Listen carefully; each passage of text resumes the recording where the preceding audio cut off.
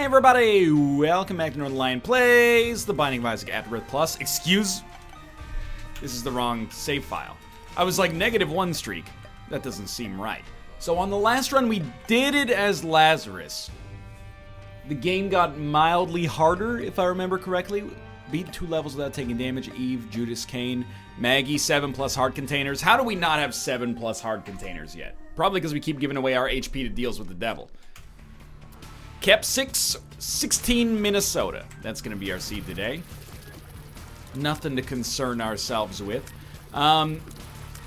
Isaac's been fun. We've been having some good runs lately. Some tricky runs. I don't know, like, if I'd regressed in terms of my own personal skill level.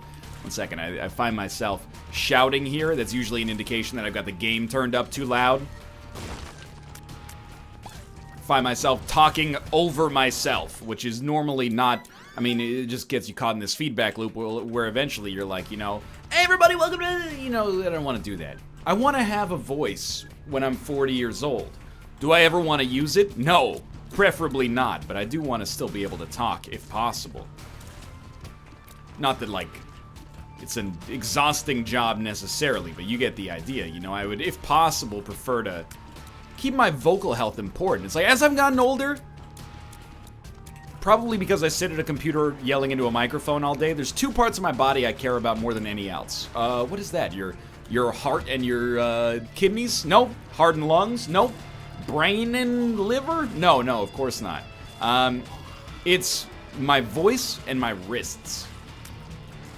Once every, like, 3 or 4 months, I wake up with just this terrible wrist pain, and I'm like, I am so close to... I'll, like, recalibrate my setup to be mildly more ergonomic, and I know you're saying you're watching this and you're going, oh, you know, NL, you don't understand. Wrist pain, you know, you want to be one of those nerds who wears a wrist protector when they work as a, you know, a Ruby on Rails programmer at a bank or something. Like, yeah, first off, it's probably COBOL.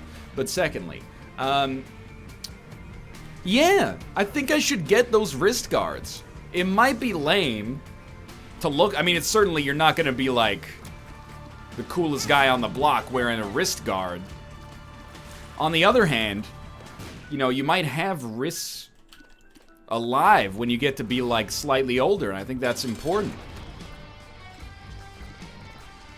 I feel the same way about wrist guards that I feel about bicycle helmets.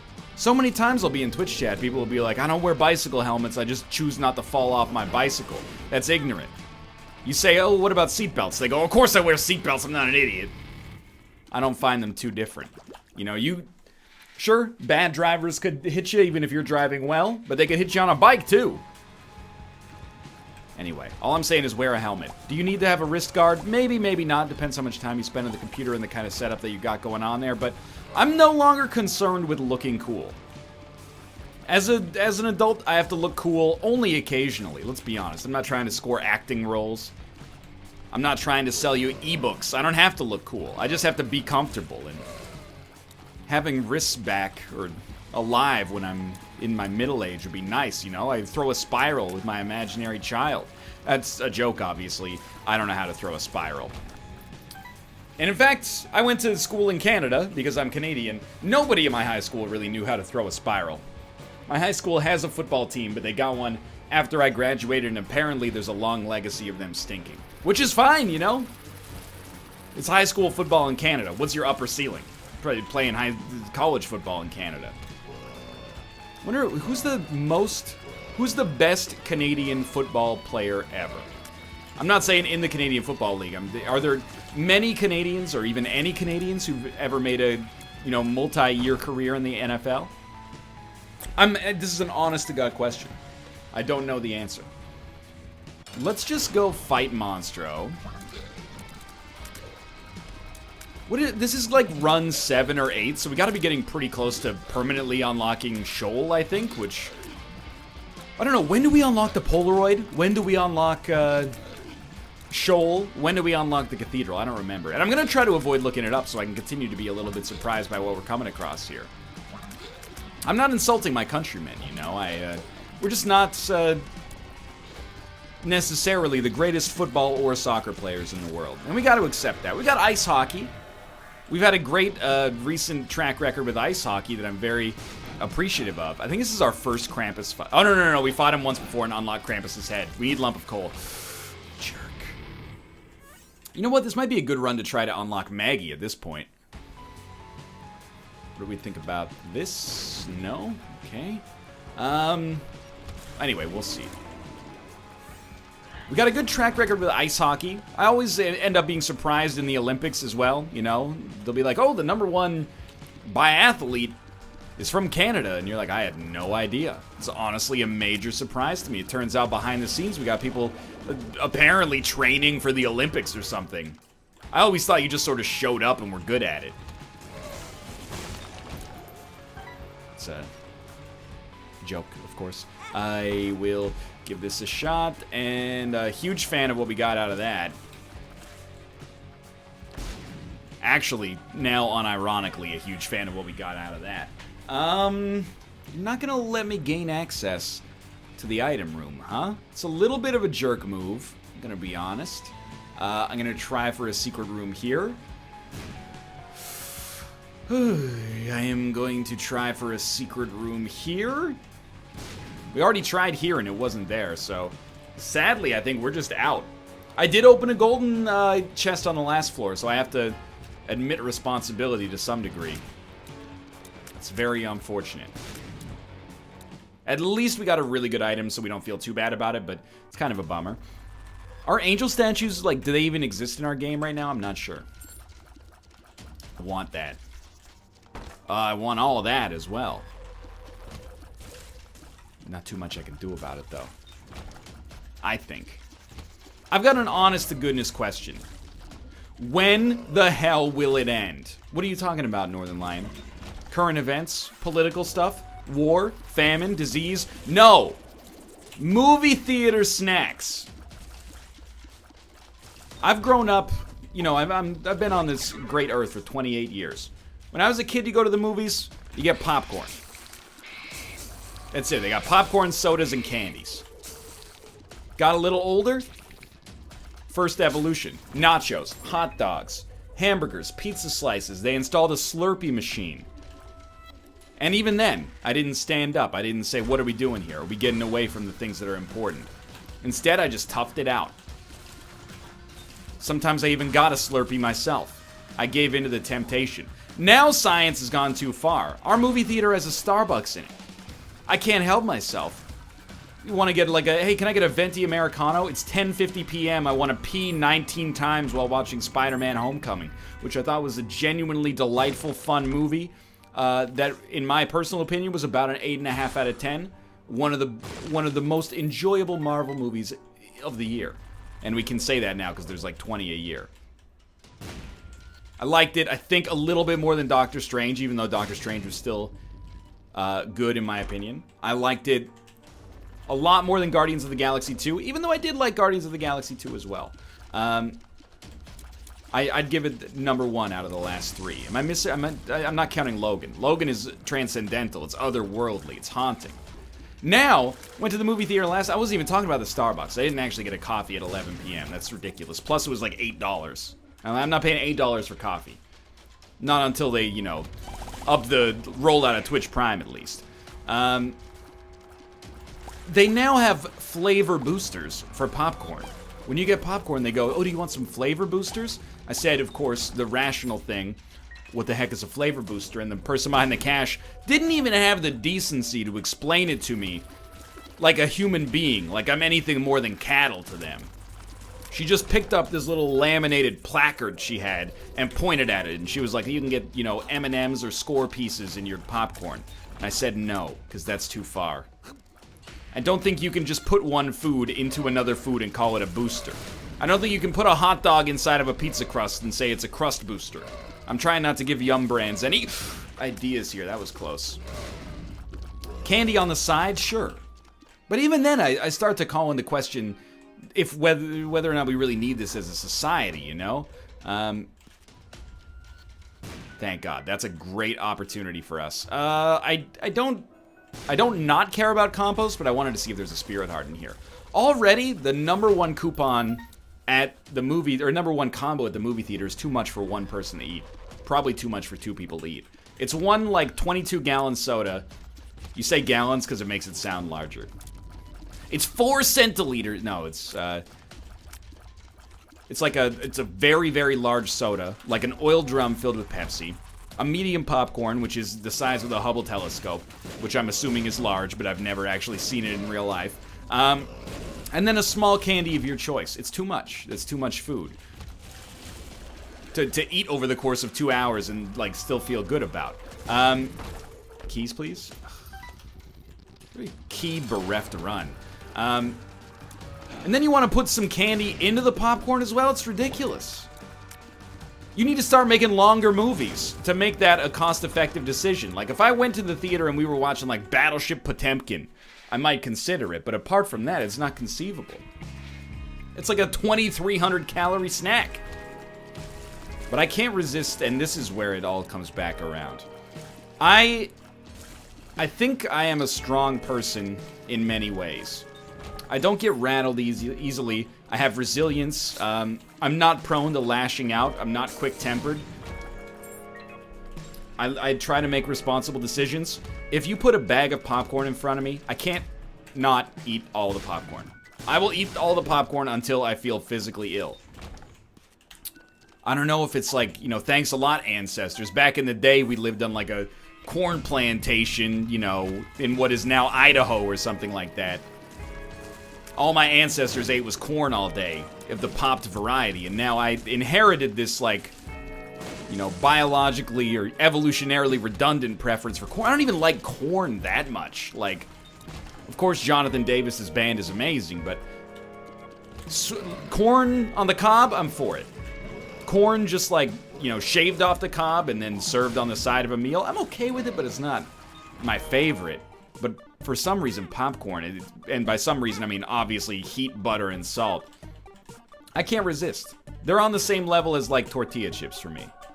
It takes a lot for me to admit this because it's not becoming of an adult, but I cannot not eat popcorn. If you ever wanted to set a trap to catch a Northernlion, just be like, hey, I bought this popcorn, but I'm not feeling well. Do you want it? I will eat all the popcorn. You don't even need to poison it. Just give me a lot of popcorn. I'll be like a bird. I'll just keep eating until I explode. Is that an urban myth? I don't know. Same thing with tortilla chips. You could put me in if you put me in a room, just me and like 10 boxes of Oreos, you could trust that you could come back in 6 hours. I wouldn't have eaten the Oreos. I know some people, they have a sweet tooth, can't resist that. And of course when I say can't resist, I mean like would prefer not to exercise the self-control required to resist. You could leave me in trust of your Oreos. There's no problem. I will never eat your Oreos unless you give me permission. But never leave me in charge of a vault full of popcorn. It's never gonna work. The only winning move is not to play. We do have an angel deal chance here, which is actually pretty sweet. Because we can get items while keeping our HP to possibly unlock Maggie. Now, why would we want to unlock Maggie? Good question. As long as we can get to 6 well, the answer is because we have to, but if you want to get to 6 HP, or if we want to get Maggie unlocked, all we have to do is get to 6 HP and then use the strength card, and that should count. I believe that'll fulfill the required conditions. I don't want to do this, but I felt kind of like shoehorned into that. I put myself in a bad spot there. Enough money to buy a red heart. We do want to go to the curse room, if we can here. So just don't pop the strength card like an idiot and try to get explosivo shots to pop when he's vulnerable. How are we going to do that? Essentially, the only way, I think, is to just spam explosivo shots, and then hopefully you'll get more chances in the lottery. This run's good, though. Explosivo's carrying a lot for us. Oh, Spelunker Boy achieved. Samson unlocked? We didn't take any damage. Well, if we haven't taken any damage throughout all of the caves... Oh, I wonder if the blood bank counts. But if, sincerely, if we haven't taken damage throughout any of the caves, we might as well just go down and see if this unlocks Samson now, instead of yeah, okay, good. Because I thought if we went to the curse room, it might cancel out that, so technically the right decision was probably to go to the curse room, but from a more meta, like, long-term standpoint, I think we made the right decision here. Anyway. What's your snack of choice at the movie theater? I honestly am a no food at the movie theater kind of guy because I can't be trusted with it. I find myself doing like war rations with a 1 kilogram bag of cotton, or not cotton candy, popcorn. I like to be so full when I go to the movie theater that I'm not tempted. I know much is made of like, you know, concession prices, but I understand. You know, the movie theaters, they're running a business and most of the ticket price proceeds go to the studio. But I still, I just prefer not to buy concessions because it actually negatively impacts my enjoyment of the movie. It really raises my enjoyment for about the first 15 minutes, and then after that I'm just thinking, should I have more popcorn? No, but I'm gonna anyway. I'm like a 5-year-old child. I do the same thing at sporting events. I would much rather eat before the sporting event. Because then when you gotta get out of your chair, you know, you go onto the concourse and it's really busy and it's all, you know, you're walking into drunk people all the time and you're like, hey, I'm trying to get drunk. Can you mind your own business? You know, some of us aren't there yet. Gotta go pee in a trough with a bunch of other dudes wearing the same shirt as you. It's a very strange event. I had to apologize for my city somewhat recently. Oh, there goes our deal with the anything chance. My parents came over like last September 2016, and we went to a Vancouver Canucks versus Edmonton Oilers preseason game, and we sat next to these douchebags, and I don't use that term lightly, but they were like sauced up to an enormous degree, which you do at a hockey game from time to time, without a doubt. They were like 30 years old. They were throwing, I wish it weren't this because it makes the story sound more unbelievable, but they were throwing popcorn, like trying to throw it onto the ice. Nobody was stepping up to stop them, and I wasn't gonna do it because, like, I don't want to get my butt kicked in front of my dad. That's like the most emasculating thing you could ever imagine. But, you know, eventually after the second period, they just left and never came back. I don't know if they got removed or what, but it's like, I'm sorry. Some people are jerks. Don't be that guy. I trust that everybody watching this, sometimes you can accidentally be a jerk by, like, non-maliciously just being unaware of social norms. Like, I worked with a lady when I was in Korea. One time I got on the bus with her, and she just took out a, like, fingernail clipper and started clipping her nails on the bus. And I was like, this is a public place. And she was like, oh, is that rude? And I was like, I don't know if it's rude. Not like, I don't think you're a mean person for doing it. It's just a little weird, right? And she was like, okay. And she put the fingernail clippers away. So I think that happens a lot. Like, I think we're all accidentally jerks in a lot of situations. I'm probably an accidental jerk all the time. And I think highlighting accidental jerkery is kind of something that we do on the show from time to time. Infested. On the NLSS, that is. HP up, please. Hematemesis. One second, I gotta close this. It's not making it framey, it's just I got a lot of stuff open in the background here. Should be better. There's no reason to have like 12 active tabs open when you're doing something else. Mom, I'm at work right now. I'm trying to think of an example that fits the bill. In the grocery store, I cut in front of people all the time. The grocery store aisles are really thin. If I know what I want from a grocery aisle and you're like hanging out there comparing 12 different types of granola bars, I'm gonna sneak in there. I'm gonna push my cart into whatever available gap there is and I'm going for it. Because that interaction is like in and out, you know? We're not gonna have a conversation about it. I'm just gonna, oh, excuse me, and then I'm in. And I don't know if that's accidentally being a jerk, but I'm sure there have been times where people have come back from the grocery store and been like, this little twerp pushed past me in the grocery store today. Kick his butt, honey. I don't want to kick anybody's butt. Mostly because I never have, so I think I wouldn't be very good at it. Although, like all nerds, I maintain that there is a devil up inside of me, and if you rile me up to the point where I get that angry, watch out, because you're going to catch these hands. I think it's our job as understanding individuals, which I'm sure we all are if we're watching these videos. I like to think we're kindred spirits, despite the probabilistic unlikelihood of that.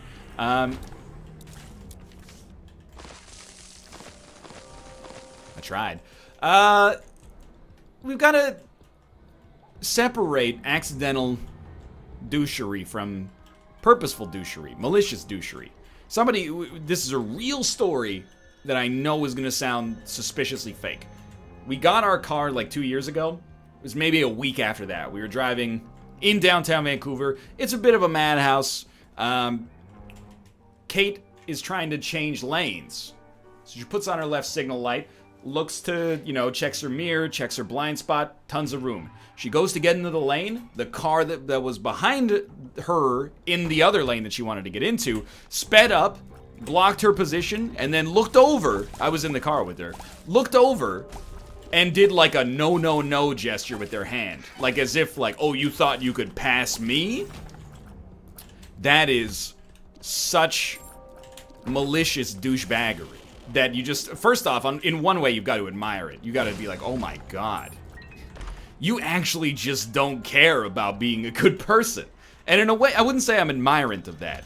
In fact, it's quite the opposite. I find it very sad that, because that person's, the reason for that is they've been wronged so many times in their life that they're like, well, if everybody's gonna try to screw me, I'm just gonna screw everybody. And it's a very sad way to look at the world. I think that a lot of people do look at the world like that. I'm not gonna say increasingly lately, but I see that people were like, well, everybody's trying to screw everybody, so just get ahead however you can. It's a sad worldview, in my opinion. If you hold that view, you're contributing to the problem. You've surrendered, basically. You've surrendered. You're no longer the good guy in the movie. Don't you want to be the good guy in your own movie? You've gone from being, in an affable Ben Stiller comedy to being like Michael Douglas in Falling Down. You don't want to do that, I promise you. Stay on the light side. It's better this way. Don't become Kylo Ren. Even though he does have a cool lightsaber. Didn't get them all. We're not going to get Boss Rush, and that's okay. The run's good, but it's not quite that good. It's close. So that guy, if there's a hell, I hope he goes there. I can't imagine that he wouldn't. Maybe he's a really nice guy at home. Yeah, maybe he's a total dick in traffic all day, and then he goes home and, like, hugs his daughters. Definitely. That strikes me as the kind of thing that's incredibly plausible. No, he definitely, like, kicks his dog. I do like the huge growth pill card. Ooh, the parasites appeared. Got enough head items? Is that what happened there? I don't know. But then, if somebody cuts you off in traffic and then they wave at you in the rearview mirror, you just gotta go, you know what? Today you, tomorrow me. That's my... Two of those will do it. That's my perspective, at least, Just by living your life, you're gonna be a jerk from time to time. You need to get somewhere, other people need to get somewhere. Everyone at some point has to say, my interests trump your interests for now. But then if you apologize afterwards, you're in the clear as far as I'm concerned. Dude, this was a good unlock. Maggie plus some other things.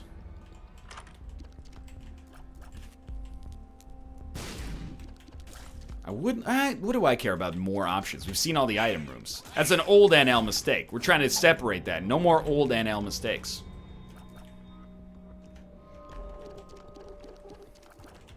And I try to highlight that when I bring up these bits on the show. Everybody is the hero of their own story. I didn't come up with that quote. Well, maybe I did. I'll take the credit for it either way. Please, God. There's 6 of these.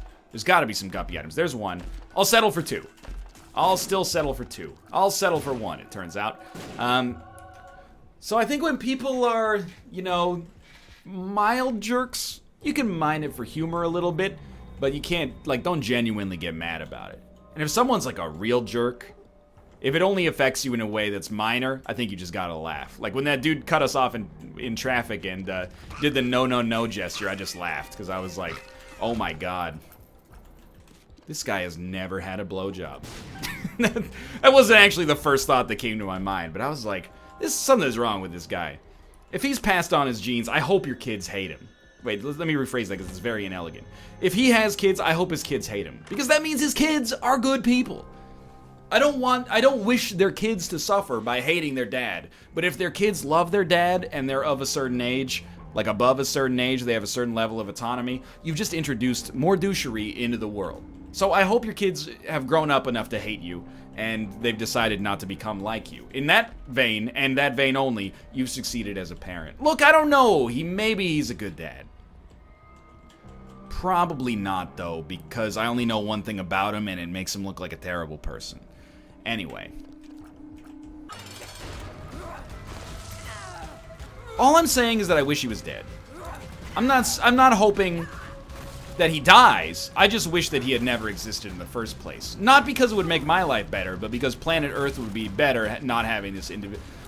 Like, if somebody cuts you off, you can, and then they wave, or even if they don't wave, you could just be like, you know, they're having a bad day. Somebody yells at you, and then they come to you, and they're like, sorry, things are really tough at home right now. You go, that's okay, it happens to all of us. And it really does, you know. Part of being an adult is putting your pride aside and apologizing, like yours truly did after episode 90 of PlayerUnknown's Battlegrounds.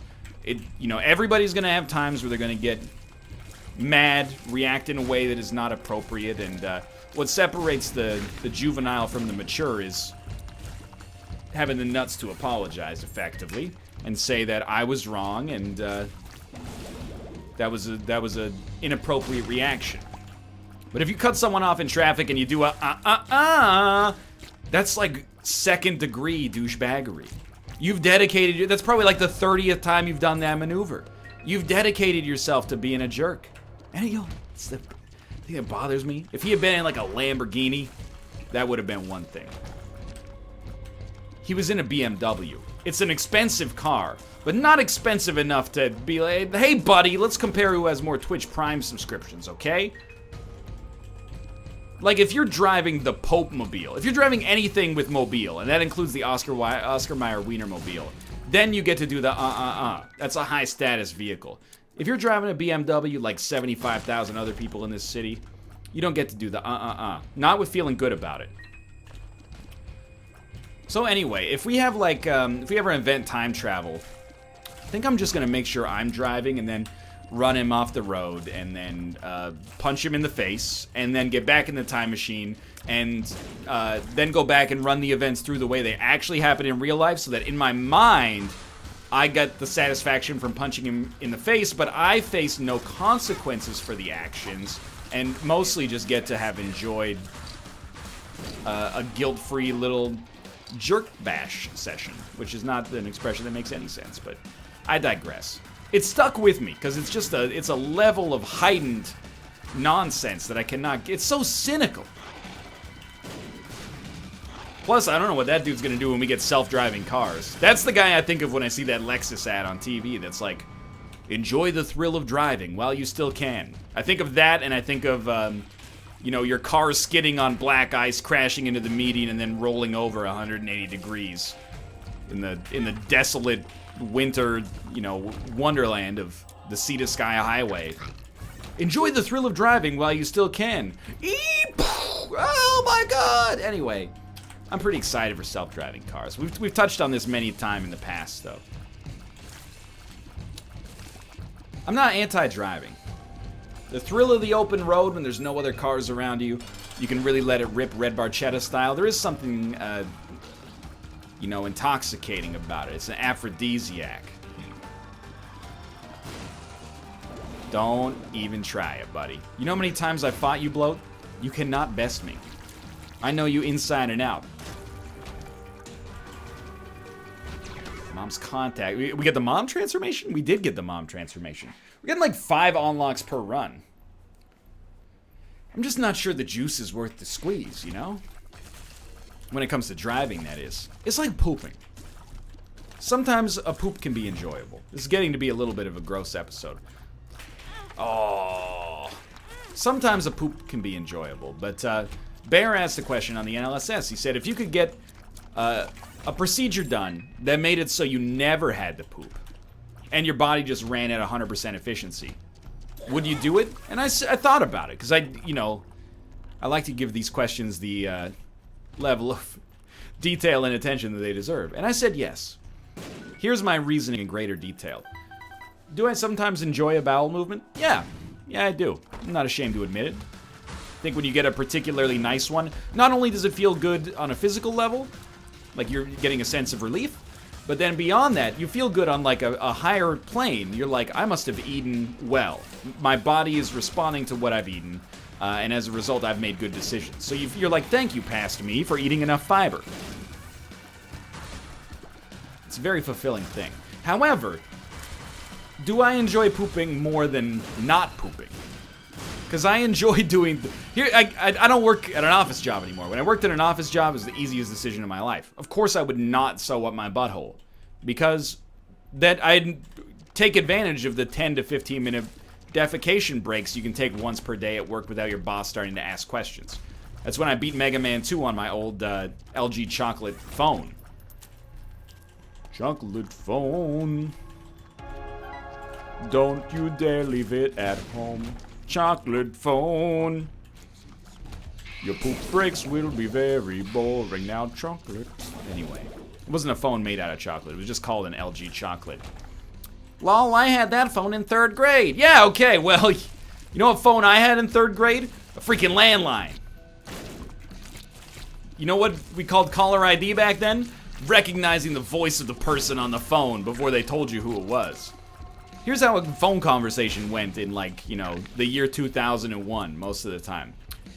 Hello? Oh, hey, Ryan. Who's this? And then they say, oh, I'm blah. I don't know, was there like a lot of... cell phones got popular and caller ID got popular before I ever had to worry about this, but, was there like a lot of phone fraud back then? Because it really seems like if you could just sound like somebody else, you could convince other people to, you know, tell you information that was private to them. Maybe, maybe not. I don't know. That's why I'm asking the question. You guys ever have the situation where you don't even know your own phone number anymore? It doesn't happen to me every time, but it has happened to me a couple of times. Where I'll be like, you know, signing up for something, and they'll be like, okay, what's your email address? And then I give them my dummy email address that I'm never going to respond to. And then they go, what's your phone number? And I go, oh, right, this is what it is. Like, it's stored in, like, a section of my brain that's not in the RAM. It's on the hard disk. It's like my brain has to spin up and be like, oh, they just asked you for a phone number. Okay, here you go. I know 3 phone numbers now. I used to know, when I was 12, I knew 20 phone numbers. You know, you could always bust out the phone book, but, you know, you needed your phone number, your best friends' phone numbers, maybe a pizza place phone number, I don't know. If you're getting left home alone with a $20 bill, you gotta call a pizza place and make an order sometimes. And maybe, like, your mother and father's place of work. Right? Those are the phone numbers you have remembered. Now I know my phone number, my wife's phone number, and 911. These are the only phone numbers I recall. This could be our last floor, by the way, so try to succeed here. And if they ever... It's actually to the point where, like, if it's, and this is me not joking. If I don't want to ever speak to somebody, I give them my phone number. If I know that it's important that I respond to, we're gonna make it, but just barely. If I know that it's important that I respond, I give them my wife's phone number. Not because I'm passing them off, but because she actually answers her phone, and I do not, because I don't want to talk to people until I want to talk to them. It's a bad look for me at the end of this episode, but if I call somebody, that means I want to talk. If you call me, I'm not in. Anyway. Maybe next episode we'll talk more about that. For now, thanks for watching. I hope you guys enjoyed the episode. If you did, click the like button. Helps out a great deal. Of course, subscribe if you want to see more in the future. But for now, thanks for watching, and I'll see you next time.